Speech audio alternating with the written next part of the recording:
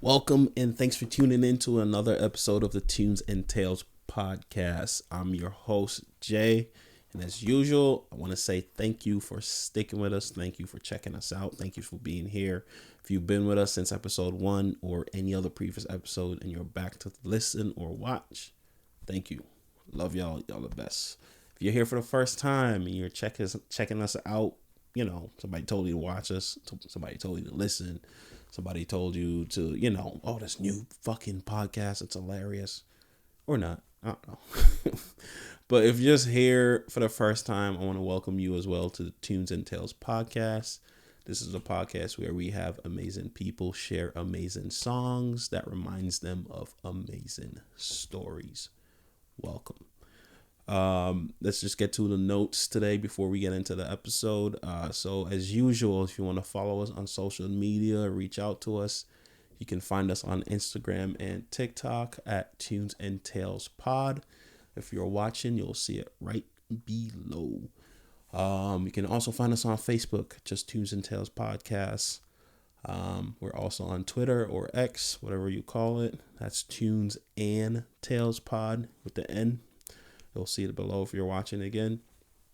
Also, if you are watching and you want to listen to the podcast on the go, running, doing errands, going to work, commuting, whatever, just want to listen to the podcast. Also, if you listen, you'll get a little clip of the song that the episode is about. Can't put it on YouTube for, YouTube reasons.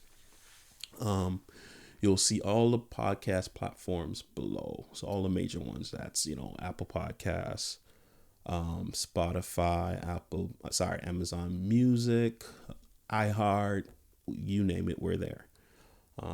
What else we got?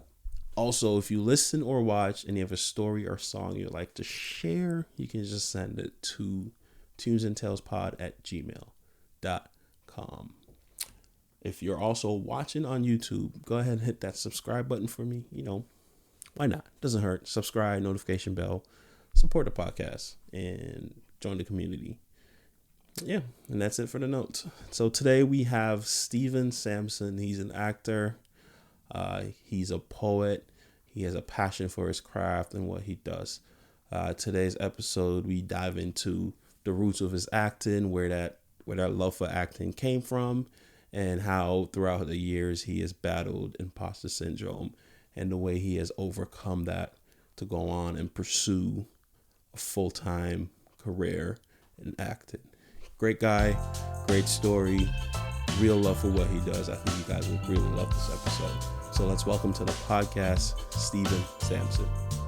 Be what my love. Be water, my love, racing for the sea. Be water, my love, and that's the way it goes when it comes to you and me. Let's get into it. Thank you for coming on. I appreciate it. Sir.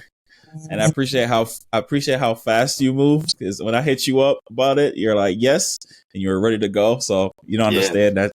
That's just not normal, bro. Yeah. Oh yeah. Wow. It's not normal. So I really do appreciate it. All right. So on today's episode, what's the memory or moment you would want to talk about? Yeah. So the memory I want to talk about is my memory of getting accepted and attending Emerson College. Mm-hmm. And I remember I'm from Boston, and it's a college, and I'm an actor, so the school is really big for acting and for drama. And my older brother, who was a lot smarter than me in school, he had like high honors in high school. He applied to Emerson. He didn't end up going. I don't know if he didn't get in or something happened. So for me, I graduated high school with a 1.67 GPA. So it was like super low. Time out. I went to Bunker Hill. I went into the trades actually, and then I went to Bunker Hill for theater.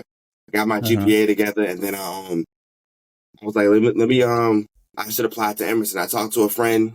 She gave me some advice. I was like, let me apply to Emerson for what I want to do.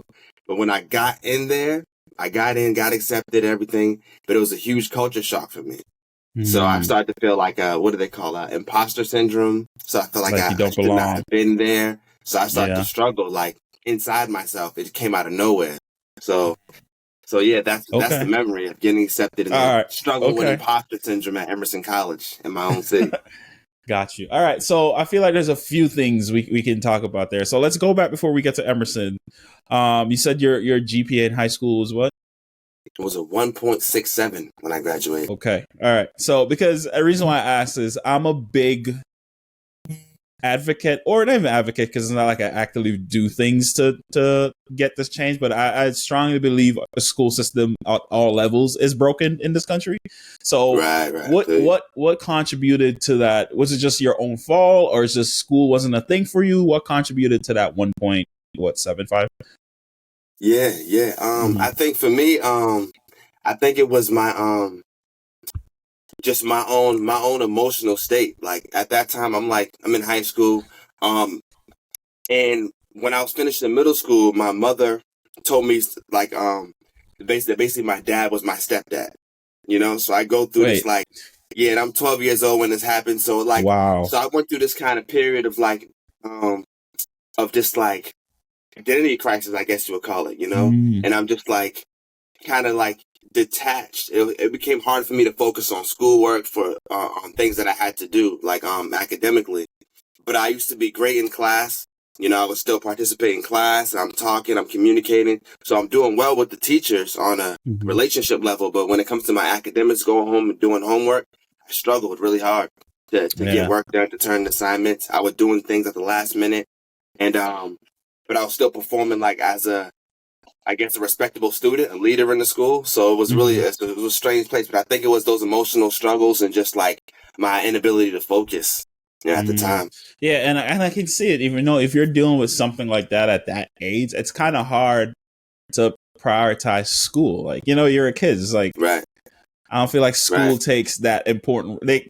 All the adults in your life preach it. They're like, hey, go to school, good grades, blah, blah, blah. But like, it's easier said than done. So I can see. Right. It's like how to actually do it. Right. When you have all this stuff you care about. Right. And I didn't know that I had ADHD as well. I didn't know that. Oh, okay. But when I was in elementary school, I had this struggle to focus. I'm always tapping pencils and doing stuff. The teachers always calling my name, but I wasn't labeled as a bad kid. I'm still, again, communicating in class, doing well in class, on a relationship level. I wrote this book in second or third grade called Ants in My Pants. Little did I know I was talking about my own struggle, but the teachers kept saying I had ants in my pants. So I wrote a book about it. The teachers loved it. They started talking about the book, and but apparently I knew something without really knowing something at that age. So I wrote a book about the ADHD struggle, but I didn't find out that I actually had that until 2020, like 3 years ago. Wow. So I found out, yeah. That is crazy. So you just knew all along. You just couldn't put the official words to it. Right. Like the terms to it. Exactly. Yeah. Okay.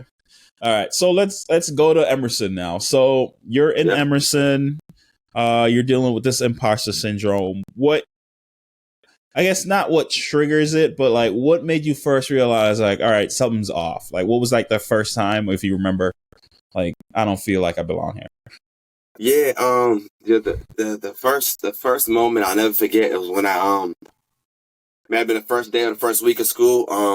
And when I go to Emerson, I'm 25 because after high school, you went to community college and all that. Yeah, I did the trade. I did trade school. I worked in the trades for like 2 years.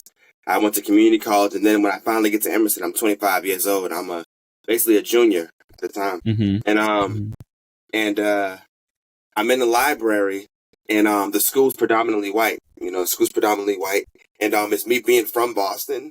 My dad's a ranger so he's working in all the parks. He's a lieutenant for the Boston Park Rangers. So I'm growing up in that area downtown. But to be in the building, inside the building, and it's like, of course, it's college, so you got students coming from everywhere. It's predominantly white, and I just remember, like, I might have been the only black person in the library, but I could not have been it, but it may have just felt like I was. You felt like it, 100%. People just looking at me. It wasn't like, it wasn't evil or out of anger or malice. It was just like, oh, wow, like, it felt like, wow, like a black guy's here. Progressive. And I felt like, right. And so I'm just in there like, okay, like, whoa, like I just remember just feeling all those eyes on me and really feeling like, I don't even know what to do right now, Right. So just that struggle, like, wow, I'm in this. The last college experience I had before that was Bunker Hill, where it's super diverse. So it just kind of hit me. Yeah. Okay. All right. So while in the thick of it, in the thick of Emerson, so you're in there, and you went for the arts, right? That's what you said. Yes, sir. For, theater and performance. So especially in theater, you're an actor. Like you kind of have to, not kind of, you 100% got to put yourself in like different roles, different situations. Kind of not be yourself sometimes, be yourself sometimes. So how did that feeling of imposter syndrome affect your arts? Was it like, did it affect your classes at all, or did you notice it in your performance, or was it like a form of escape from it, or it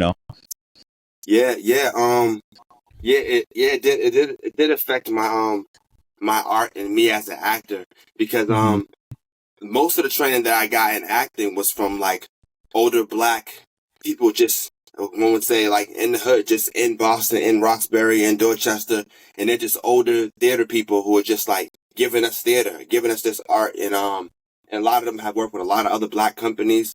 So most of my art training was from other black people, older black folks in Boston. And so this is the first time I'm being trained by, a lot of white staff and a lot of white instructors, and I have a lot of white like fellow actors, or people that I'm meeting. So it felt new for me to like, I felt in a way like too black, and it's not not yeah, I know what you mean. Outside of being proud, like I'm definitely proud, definitely for sure, but felt like this is my style of my delivery in this art is different than everyone else in this room. So I'm like, it brought up thoughts to me that I never really thought about before. Like, am I doing this right? So maybe kind of second guess everything that I've been trained, everything that I was doing. And then, just having like missing pieces in myself. Yeah. So yeah, I struggled. I had to start to look at things differently. So I needed some help with that. Got you.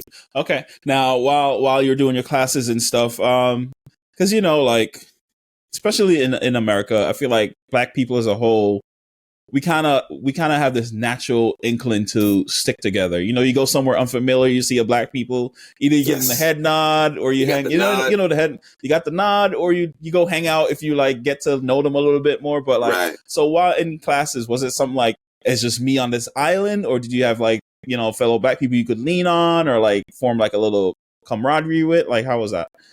Yeah. It took a while, but that eventually happened.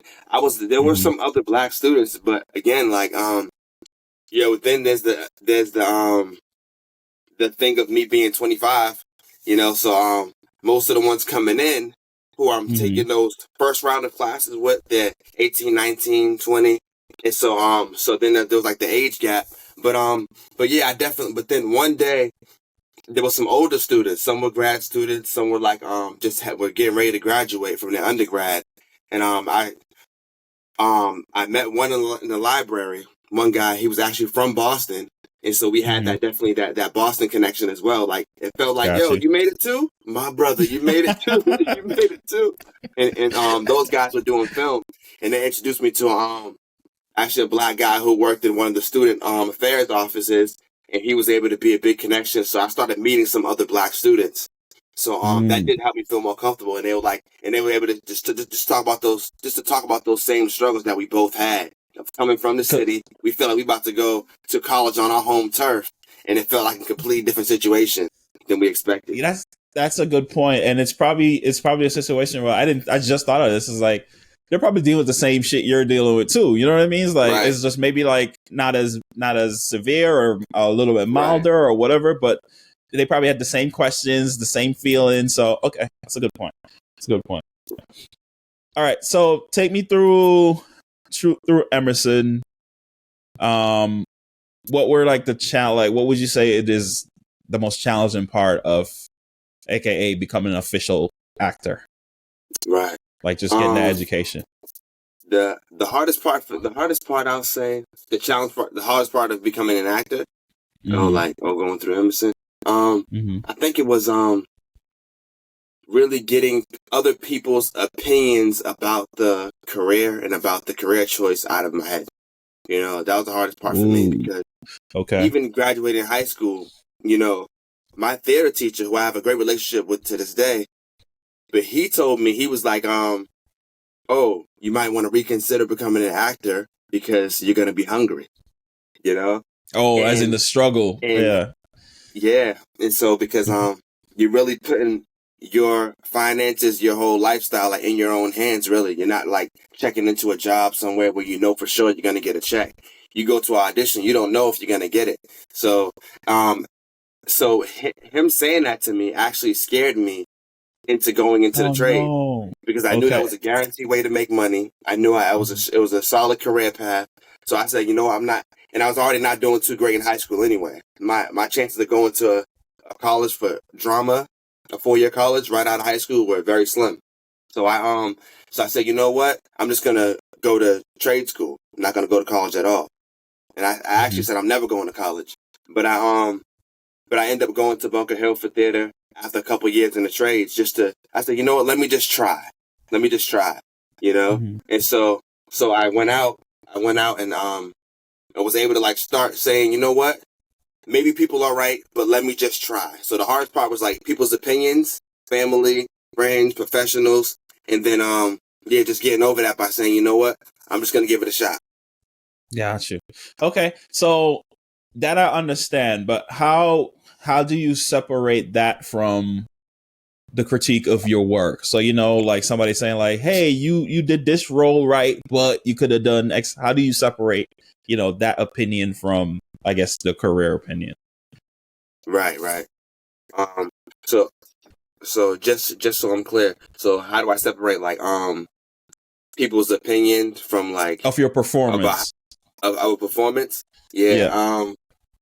For me it's and I love the fact that this is why I love that I went to Emerson in the first place. And I love that I have the training from outside college training from just straight Black professionals in the craft, because the way they taught it to me was, you gotta feel it, baby. That's pretty much how they taught it. You know, you have to feel it, baby. It was very like they'll say like a lot less academic. So I feel like I got the cultural side and the academic side of the art. So the cultural side really helps me when I take on a different role, because how I was taught was, if I don't feel it, the audience won't feel it. You know, whoever's watching won't feel it. So if I get a critique about a role, you know, I can get a comment from a director that will say, oh, do this when you say this line. And for me, I go back to, I got to feel it. I can't just perform it because you said I have to be over here by this word, you know? So I have to really like take on the role, look at that person's life, you know, look at this character's story, and find that person's truth in my own soul. And then I feel like it doesn't make a role like mistake proof, but if I get a critique, you know, I'm feeling something really genuine, so I can explain it and I can feel good about myself. You know, however I performed it, I felt genuine when I did it. You know, so I think that like you're gonna get those critiques regardless. But I think the best thing for me is like going in. As long as I feel it, I'm being honest with this character. I'm being honest with myself. Okay, so it sounds like it more so matters to you how you feel about the role, and not necessarily not the audience, but your peers or whoever perceive it. Yeah. Okay. And, all right. Yeah. You definitely can get you can get some good feedback from critiques for sure. Like and I think a lot of acting for me is like goes with like my own humanity. Like you know, like in my regular life, how can I relate to people? Am I empathetic? You know, can I you know, am I reading up on different topics? How deep am I as a person? And I feel like that helps me a lot more on stage and in films and stuff. Got you. All right. So what's the goal for acting? Is it fucking Avengers 5? Like you want to play Iron Man, or like right. You know, what's the goal? Yes, I would love to be a Black Iron Man. That'd be fire. That'd be fucking fire, bro. Yeah. But it's before I used to kind of like reject this notion of Hollywood. Like I want to do theater like with the people and like, and which is definitely still a part of it. Still a part of it for me. I wanna continue to do stage acting, but I do want to move into the film sector. I live in Houston right now. Actually, I live in Houston, and I just Oh, got really? signed with an agency down here to start going out on like Netflix auditions and auditions for other things. So yeah, so the goal is I do want to go to the screens because there's so many stories being written these days. There's so many stories on Netflix, and there's so many projects to be a part of. And I'm like, I love this art. And what I had to realize too was it wasn't that I was really rejecting Hollywood.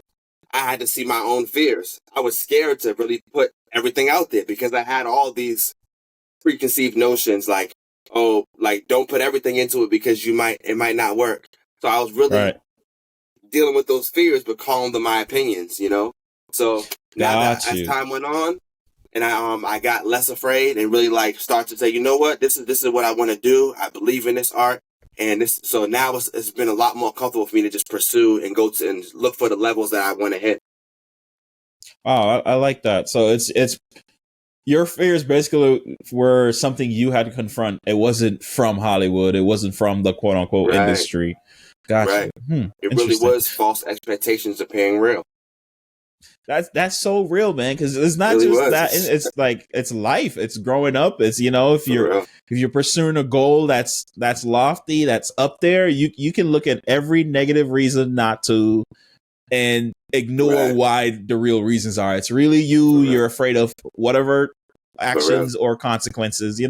So I like that. That is true. When did you move to Houston? Just like literally 1 year ago. 1 year ago. How was it living in Houston? Like in Texas in general, I guess. It's hot, but I like it. I don't miss the snow so far. I tell you, because I'm thinking about moving too, bro. I don't know if I can keep doing New England, dog. Fuck it. All right. So I seen like a post. I seen a post somewhere. It was like moving from the place you were born is the biggest life hack. Oh, 100%. That and just traveling. For real. And and it's been like I felt like I was a person. I felt like I could never leave Boston. I could never leave. I was that guy. Like, I'm never leaving the bean. But then it's my city. But it took a while. It took a while. And when I finally decided to do it, it's been like a huge eye opener. I love like meeting different people, and I found out it's a lot easier for me to navigate in my art in a different place. Yeah, so respect. I've been loving it. It's been good to me so far. That's good, man. And you know what it is? It's at the end of the day, this is a step in pursuing what you truly love, what you truly want to do. So that's ultimately that's the main reason. All right. So I want to go back a little bit and talk about where your love of acting came from, because I know we talked about it's because it seems like it's something you've known for a long time. Yeah. So where was the seed planted? Like, hey, I want to be an actor. I want to be on the stage. I want to be on the screen. Where did that come from? Yeah. I feel like it's been like a progressive journey, and then one day it happened to me. Okay. Yeah. Again, when I talk about and for me, like my acting career and this education thing, they just go hand in hand. Going back to school again in elementary school when I wrote that book, Anthem My Pants, in like 3rd grade, that was the first time where I ever got any kind of praise or notoriety for something that I created, something that I wrote. Just to think back now what it meant for a third grader to see his teachers, my teacher going crazy about this, something that I wrote as a class assignment, and then she's passing it around to other teachers. So I'm like this little kid in elementary school. I'm going to the Mather in Dorchester, and I'm just walking through hallways, and other teachers are coming up to me saying, "I loved your book. Great job. You should write another one." And I'm just like, whoa.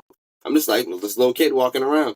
And then that happened then. And then in 5th grade in that same school, another assignment in class, a poetry assignment.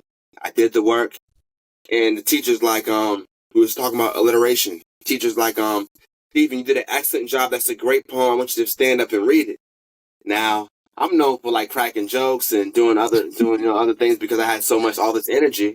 and stuff going on. And so I stand up, I did this poem, again, like notoriety for something that I created, and it just made me think, and it also felt good to me. Both of those things felt like a release to me. And I was able to like clock that in a strange way as a kid. And then when I got to high school, now I'm like 14, I'm in high school, and I have theater class assigned to me. So I'm in a theater class, and everything that we're doing is just feeling good in my soul. Every improv workshop, every little scene that we have to do, it just felt like I felt like a lot less disconnected or spaced out than I usually am, right? And then so that's kind of what made me feel like, okay, I like this. And then one day I was at the Dudley Library, and I seen a flyer for this youth program, a youth drama program with the City Performing Arts Center, it used to be called, down by Tremont Street, downtown. Right, I joined this program with a bunch of youth, and we signed up for the summer. And that whole summer, we're just learning from these theater professionals. I mean, one guy who taught us is in England right now, putting up Shakespeare plays. So we were really around some theater professionals, and that's why I met a lot of those Black mentors that I have to this day. And so, but we did that program all summer. I did it for 2 summers, but they really taught us like acting, and really gave that to us at like 14, 15, 16 years old. And so like that, from there, it was kind of, rest was history. Gotcha. So it sounds like just throughout your life, you kept doing these little things that reinforce essentially your interest, which eventually became your love for acting, right? So I'm yeah. Perfect. Yeah. So, it's funny because I feel like you're fortunate in a sense of like a lot of people don't get to figure stuff like that out that early. You know what I mean? Right. I feel like you have to wait till like you're done with college, or you're fucking having a midlife crisis, and then you're like, oh, what I really want to do is go, travel the world or whatever. Right. So I love to hear stories like that, because I'm one of those people, like I know what I want to do now in terms of like business and just like the lifestyle I want. But growing up, I always, like, looking back, it's funny. Recently, I was talking to one of my friends, and I was telling him, like, looking back, I realized every dream or idea I've had as a kid, all the way through like growing up and even through high school, was for status or the appearance of success. Right. You know what I mean? It wasn't something that like, I remember the first career, as a kid, they're like, what do you want to be when you grow up? I remember always saying I want to be a meteorologist, because one, meteorologist sounds fucking fire. It sounds cool. Right. And two, I see the dudes on the suit on the fucking TV pointing at the clouds and shit. I thought that shit was fire. But growing up, I don't give a fuck about the weather, bro. Like, I care about the environment, but I don't care about the weather. You know what I mean? Right. It's not a true passion, like, from the inside. Exactly. But it looks fire. Exactly. And thinking back now, like, in the perfect world, dude, I'll probably go coach soccer. It's that simple. Because that's what I really love. I feel you. You know what I mean? So, yeah. All right. So, let's move away from the screen, away from the stage. Do you have any interest or pursuit in behind the camera, directing, all that stuff? Yes, sir. Yeah, man. Yeah. Directing, that's a funny you mentioned that one, because that's another fear of mine. I used to think, I don't want to direct, I just want to write, or I just want to act. But I do have passion for directing. I do have thoughts of directing. But I'm pursuing poetry. I'm a spoken word poet also, and and playwriting. I want to. I wrote a couple plays. One, I wrote myself and produced it myself, like towards the tail end of COVID, at a museum. It was about a black war hero from like the Revolutionary War time, and who lived in like Taunton, around that area. I wrote a play about him. We performed at a museum. The town knows a lot about him. His name is Toby Gilmore. And so I put on the Toby Gilmore story. It was the first play that I wrote and produced. But I want to continue to write plays, and there's stories that I want to tell, even if I'm not on stage as the actor telling them. I think. Right. So yeah, definitely have a passion for playwriting, and I'll probably turn to screenwriting. Nice, dude. Yeah, I want to see it all, bro. I want to see it all, man. Me too. So that's awesome. As the fears come off, I feel the capabilities coming to life more. That's dope, man. And you know what? And I feel like that's I can't speak for all the, the quote unquote actors that made it, but I feel like that's the process they all go through. They start off with something, they build, and then you get to the point where they're pretty much basically unstoppable. You know what I mean? Right. Yeah. All right. So away from the acting, away from, wanting to play right, away from being on the stage, who are you? If you could describe yourself without saying I'm an actor, I'm a director, I'm a playwright, I'm a poet, who are you? Yeah, man. Interesting question. Mm-hmm. Who am I? Yeah, something I've been thinking a lot about lately. I think that I am, I'm a person who, I believe that, that we are like here for a reason, for a reason. So I think that I'm somebody who really believes in like, individuals, Okay. So I think at my core, that's who I am. I have kids, so like, as a father, like my daughter's 6, like, and she, I look at her and I'm like, I don't know this kid. I have no idea who this kid is. Yeah, I made her. She's mine. You understand? But I have no idea who she is. And so I'm letting her like grow up. And if she may show an interest in gymnastics, okay, let me promote that interest, because there's something in her that's trying to get out, and I feel like that's who I am. There's something in me that's like trying to get out. And I feel like that's who we all are. We have things that somebody could be interested in, freaking stars, I probably don't even care about stars at all, but somebody can be so in awe about the stars. I think it's a big mistake for that person who loves the stars to work as a lawyer. 100%. So like, 100%. So for me, I try to find that same path in myself. Like, what am I truly interested in? And then like, why? And like, how deep can I go in my interest? And I feel like that's where I really am. I am on the other end of my interest. Like, whatever I'm interested in and I pursue that, I will continue to become who I am. So I guess to answer the question straight up, I have no idea who I am, but I think my curiosities will show me, like, it will lead you to who you are. I'm learning that more every day. The more I pursue my interests, I think the best thing I can do for myself is pursue on what I'm interested in, not worry so much about how much money it's going to get me. Just pursue my interests, and I think I'm uncovering who I am. So yeah, I like that. I like that. So you said your family is in Houston with you, correct? Yes, my immediate family, my mama and everybody else is up top. My sister did move down here too with me. Oh, really? Yeah, she moved to Houston too. She was like, I'm in New Hampshire, ain't nothing going on up here that I care about. She's like, I'm getting out.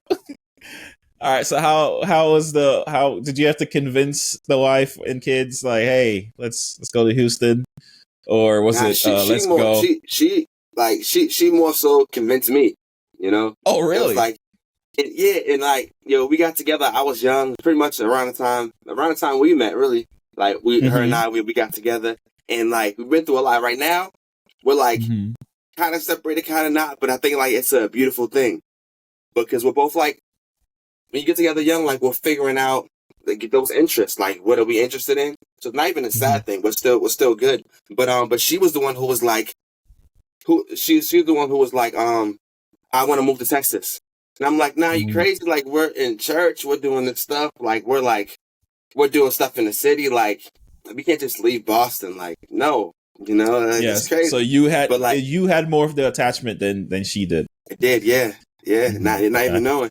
And we both had fears that we had to. She was afraid to say, no, I'm serious about this. I want to leave Massachusetts. So she would kind of like whisper, like, "Oh, look at the property value in Houston. Look at the cost of living in Houston." I'm like, "Oh, that's crazy, yeah, but like we can't move to Houston." And that went on for like 8 years, 9 years. Like we just like living life. And then one day it was like, "Dang, this is like really sucking for us. This is not what we want up here, in Boston." And we just started talking about Texas again. It just came back up, and I'm like, "Yo, let's do it." The older one, our son, he's heavy into football, and there's like a cap for that in Massachusetts. Like these kids will play throughout high school, finish high school, and maybe you might play in college, but most of the time they don't, you know? And so like, I'm like, he wants to play football.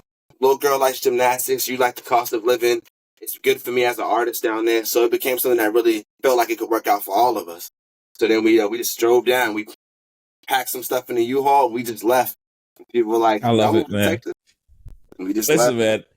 Any movement, moving to a city, moving to a country, I consider an adventure, and I'm always down for adventure. So I love hearing people's like started in a new city, starting over somewhere.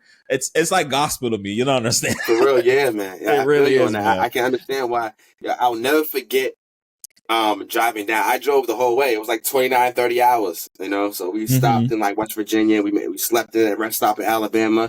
But just the feeling of making that choice.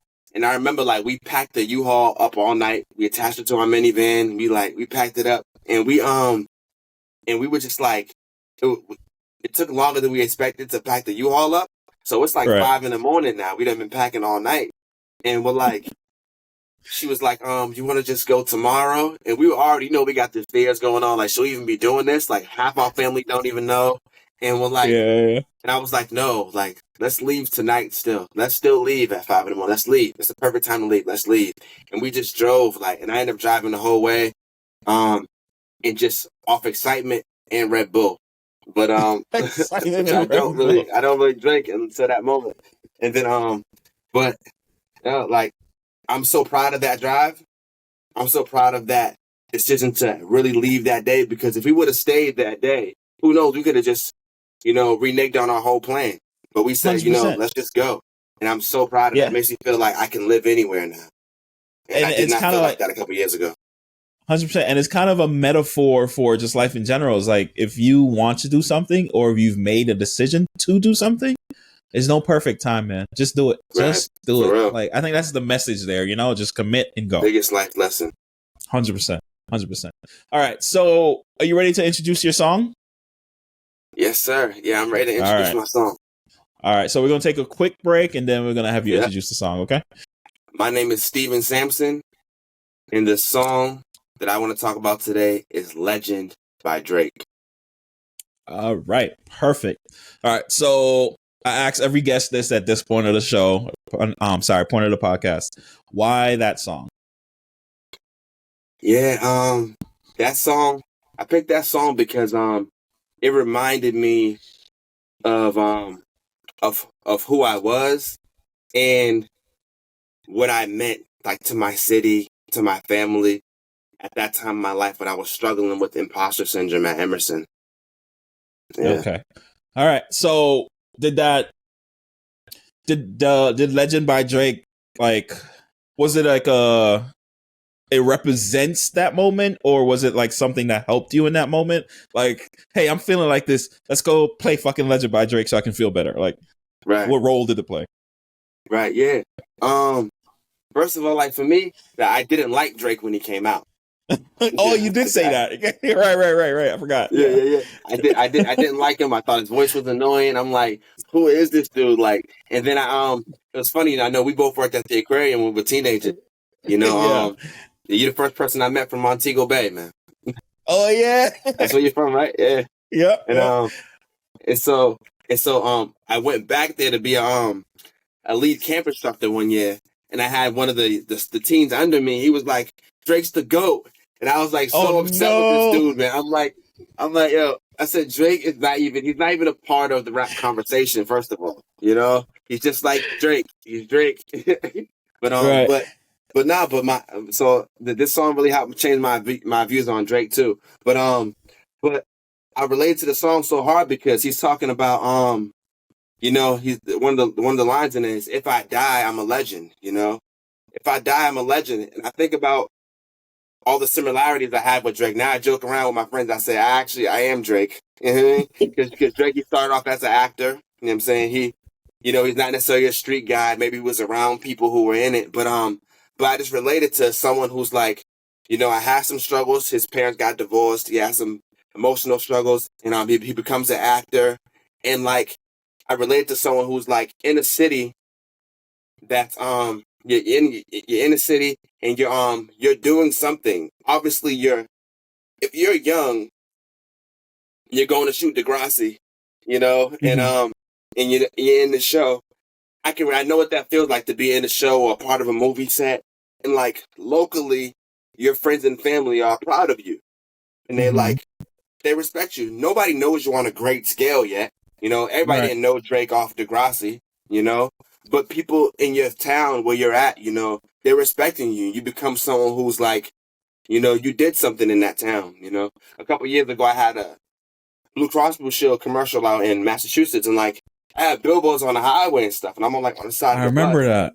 Yeah. So I feel like, and my grandmother, might get a little emotional here. My grandmother's like on her deathbed, and she's like watching that commercial. Oh, that's beautiful. And so man. that song really just reminded me of like, if I'm scared at this college, like if I don't like whatever happens, like what's the worst case scenario? I die, which I'm not gonna die from going to school, But if I die, like I'm a legend in my own way, So I don't have to worry about this pass or fail thing. This whole rubric that I'm grading myself off of, making things more important than they have to be. Like no matter what happens, like I've done poetry in my city, like I've done plays in my city, like I've been in church, I've baptized people, I'm like my views, even my faith views have changed a lot over the years, but like that's something that I've done in my life. I've been taught kids, I've done a lot of things in the city. I coach kids, and so like this doesn't define me. You know what I'm saying? What I'm afraid of at the school, like this doesn't define me. Like I'm already a legend, So and it's that song basically talking about if everybody's talking about me, everybody's down in me, no matter what, like when I pull up in the city, like they know, like I'm a legend to myself, to myself. So I really felt that song, and it's so slow. The song's very slow, and it's like the cadence of it was hitting me too. Yeah, so that song helped me a lot. That's beautiful, man. That's beautiful. Sure. That's fucking beautiful, dude. Yeah, man. So I kind of want to touch on the grandma. You just mentioned your grandma. So yeah, did she play any role in like your pursuit of acting? Yeah. In her own way. Like my grandmother, like she passed when she was like 64. Unfortunately she had a stroke, right? And actually the pictures right here. This is me and my grandmother at my high school graduation. That's awesome, man. And like, the time she gave me more in the time that I had with her than I could comprehend at that time. So I'm like still feeding off of like things that she told me when I was younger. And but really she was just me as a person. She would say things to me like, Stephen, the prettiest people can have AIDS. Yeah, she would just tell me that. You know what I'm saying? I'm just like, all right, damn, grandma, that's facts. That's facts, Nini. That's real facts, shit. That's true. So she's imparting these things, and then and without me knowing, she's like shaping my personhood. And she's always saying like don't mess with my grandbabies. She would get upset. She made me go back to the corner store one time, and because the guy I went to get something for her, I got $1 worth of peppermint balls for her, and the guy didn't give me a bag. Things like gave it to me in my hand, I put it in my pocket. She's like, no, you'll never let nobody bring you sell you something and I give you a bag. Like you deserve a bag. I don't care if you spent 10 cents, you spent your money at that place, so you deserve like what you paid for. So yeah, 100%. I'll say my grandmother did like contribute to me as an actor and me as a person, because she taught me like, you don't have to settle. You don't have to settle. And she literally left South Carolina, married at 14. She's like, I don't want to be a wife, and I want to be with my friends. I don't want to be a wife, So she left South Carolina years ago with my mother and my uncle, and she came up here to Boston, like with her sisters, and she built a life for herself and worked up until she passed. So yeah, she definitely taught me like, you don't have to settle. You can literally take your feet or your car or whatever you have and make a move for yourself in this life. That's something that you feel okay about. Oh, that's beautiful, man. That's beautiful. She helped me a lot. All right, man. So we're about to wrap it up, and we're coming towards the end. So I like to end the episodes by playing this game called On the Spot. All So right. essentially what on the spot is I'll give you 3 different scenarios, and just quickly off the top of your head, you have to tell me a song that goes with that scenario. Just whatever comes to mind. All right? Okay. All right, so just let me whatever comes to mind. All right, let me know when you're ready. Ready. All right, so what's the song you play if you feel defeated? If I feel defeated, I'll say 0 to 100. Another Drake song. God dang it, Drake. Real quick. Yeah, 0 to 100. Real quick. I'm like, you know what? Yeah. All right, next one. You are reliving the same day over and over again. What song would you listen to every day? There's a song by Lecrae. It's a rapper. It's Lecrae and Tori Kelly. I think it's I'll Find You. Fight a little longer, my friend. Okay. Yeah, I play that song. Gotcha. Yeah. Never heard that one, but I know Lecrae. He's really good. Really good. Really Yeah, he's good. All right, last one. Ready? Mm-hmm. What's the soundtrack of a movie about your life? Soundtrack of a movie about my life.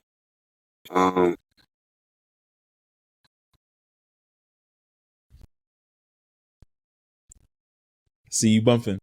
Yeah. It has some old school. There's some. I know that's definitely what came to my mind first was Common. The song by Common. I used to love her. Talking about hip hop. I used to love her. Yeah, that's my jam, bro. When I left Mo, she had so much soul. So yeah, it's my relationship with like hip hop culture, poetry, even like acting. Like that's definitely in there. Definitely I can see it too, because the way he talks about hip hop from the female perspective, her growing up in the game, like I love it. That's awesome. That's awesome. Yeah, that's awesome. So that's definitely on the soundtrack. I used to love her. Common. No, that was it. Cool. So that was it, my man. The camera is yours right now. Anything you want to say to the people listening or watching? Oh man. Yeah, I would say first of all, thank you, Sunday, for having me. You know, it's good to see you again. And good to see you, brother. Yeah, I would say for everybody, just pursue your interests. Know that you have like a purpose. And in my opinion, it may not be like this one defined purpose that you are. You know, I think it's more so like yourself will reveal itself to you the more you pursue your interests. So I would just encourage everybody to pursue what you're genuinely interested in. Don't worry about money, because you might be able to make more money with your interest than doing something for money. So 100%. All right, my man. I appreciate it so much. Thanks again for coming on, bro. Yes, sir. Thank you, man. It was a pleasure. All right. It was a pleasure too.